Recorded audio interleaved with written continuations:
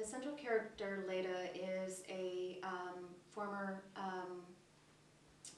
underground art rock celebrity. She's an amazing musician. She hasn't made work in a number of years, and she's going through a huge crisis.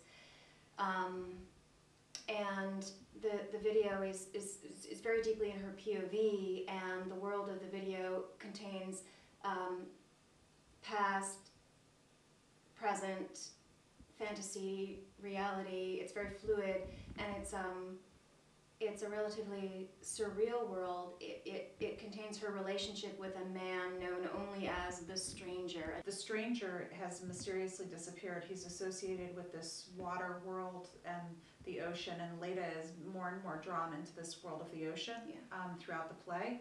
And so there is this environmental aspect to the video because it's showing the ocean, but it's only showing the ocean from this psychological perspective. Things like the crowd like waving their arms at her, and then that turning into like the waves of the ocean, or that when the mosh pit thing of throwing yourself on top of the crowd and being supported by them turning into her floating on the water. So it's this mixture between being supported by this natural world and then this totally grungy world that she's connecting those two things together.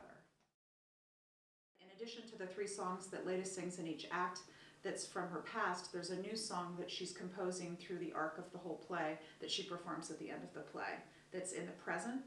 And then all of the music is sort of going to be pulled in by sparseness or by other ways to be a soundtrack. There'll be a soundtrack throughout. Each song kind of functions in the piece structurally as a mythical signpost.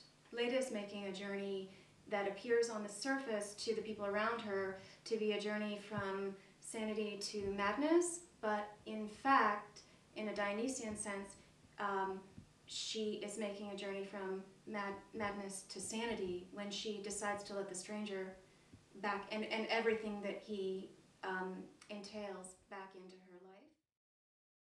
I love that we're using so many different kinds of media to represent different levels of reality, because I think life is extremely complicated in the way we experience life, and I want that sensory experience to be as rich as possible for the people sitting in the audience, just to, sensory overload, but in a cohesive, manageable way, in an exciting way. What we want the audience to experience is sort of a step, and by stepping into sort of Leda's psyche, a way to look at their own emotional function and dysfunction, to look at the assumptions that they have as they enter into relationships, to look at the patterns that repeat themselves.